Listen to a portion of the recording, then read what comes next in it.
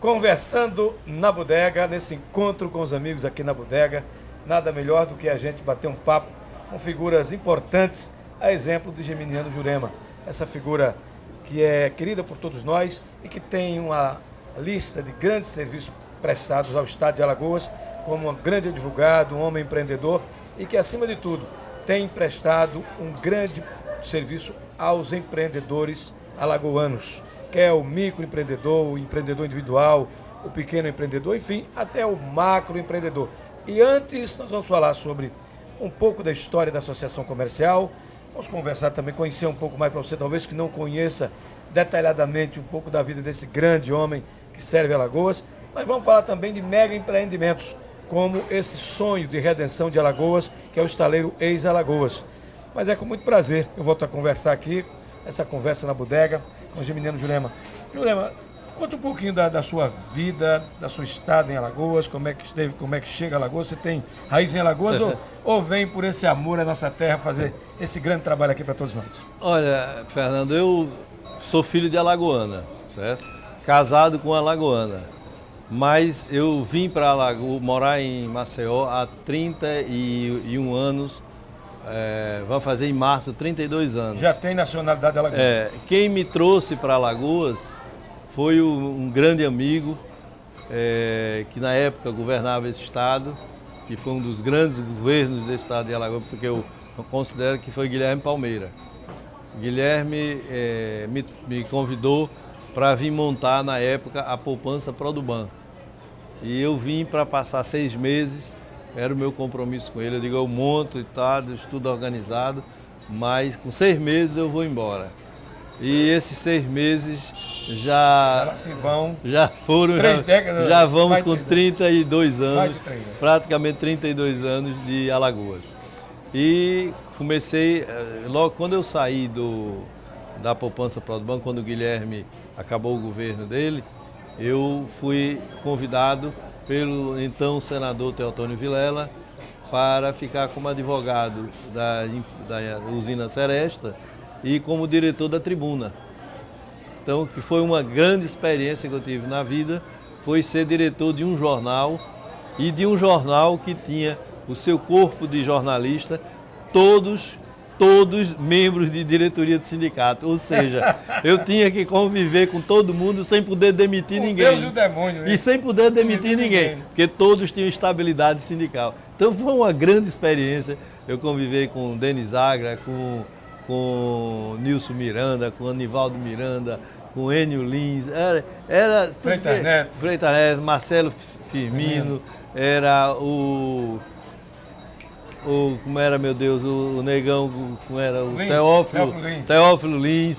Era o Nego Teófilo. Olha, era um trabalho pesado, mas era um divertimento. Era um divertimento. Profissionais, né? Aprendi muito convivendo com aquela turma. Foi uma grande escola que eu tive, foi esses 2 anos, 3 anos que eu passei na Tribuna de Alagoas. Era um sofrimento, todo dia tinha que brigar pela bobina do jornal, porque tinha dia que não tinha, eu pedia emprestado, era uma loucura, mas aprendemos muito.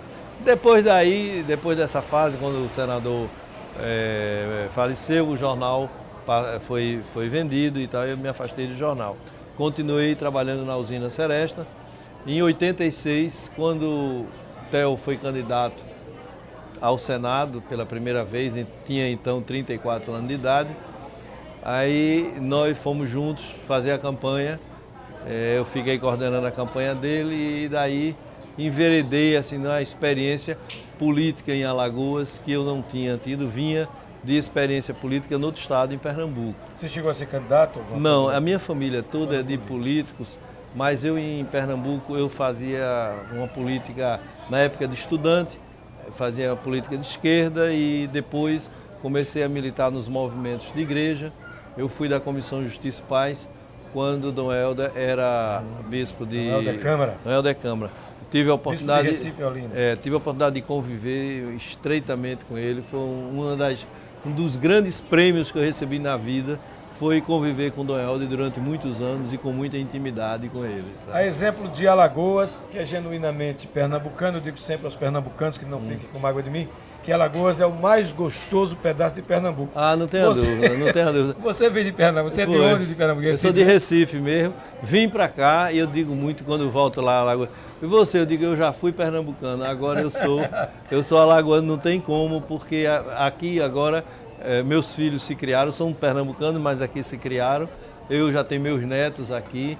E agora não tem jeito não, é aqui é meu lugar. Mas não há como dissociar muito Alagoas de Pernambuco, eu me sinto pernambucano também. Eu não sinto diferença. Eu adoro Pernambuco, um povo bom de Pernambuco. Bem, aí depois eu fiquei atuando como advogado e assessorando assim, nesse início de política.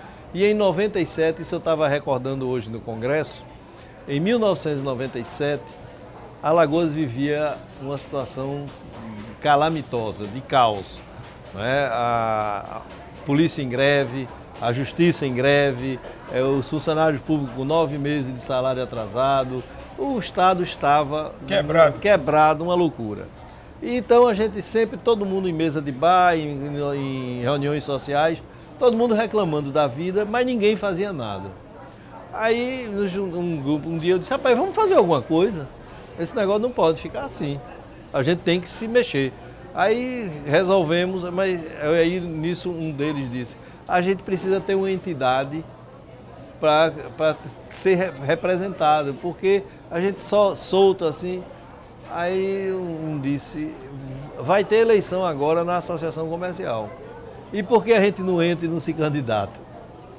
Aí, resultado, fomos todos nos associar à associação comercial, aí formamos uma chapa e fomos disputar a eleição.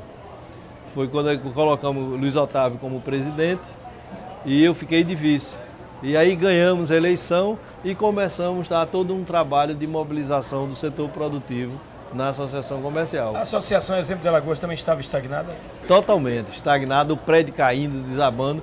Conseguimos firmar convênios para Luiz Otávio, conseguiu na época com o prefeito Ronaldo Lessa e depois com Cátia Borne. Fizemos através do Banco Mundial um convênio e recuperamos aquele prédio todo, que hoje está lá uma beleza aí funcionando. Inclusive com um museu, né, da tecnologia. Tem um museu de tecnologia, um museu do comércio, certo? Nós temos lá a Câmara de Mediação e Arbitragem, temos uma OCIP de microcrédito e temos também uma empresa lá de certificação digital, a CertSign. Então temos uma série de serviços para os nossos associados e para a comunidade toda de um modo geral. Então esse trabalho é que a gente vem tentando construir ao longo desse tempo, de fortalecer a entidade para poder dar uma representatividade maior ao setor produtivo. A gente sair daquela posição de imobilismo, de cada um no seu canto só fazendo reclamar, mas a gente quer reclamar, está achando ruim, quer melhorar, tem como contribuir para melhorar, vem para cá e compartilhe o que você acha ruim e o que tem de bom. Porque a gente não pode viver só de reclamação. A gente tem que soltar o que tem de bom para poder a gente mudar. E outra coisa, a gente tem como filosofia o seguinte, a gente não se intimida com o não. Porque só a resistência ao não é que muda os paradigmas, é que inova. Então, a coisa nova não nos assusta, a dificuldade também não. Porque a gente só constrói errando e só constrói contestando. Então, o não para mim não existe.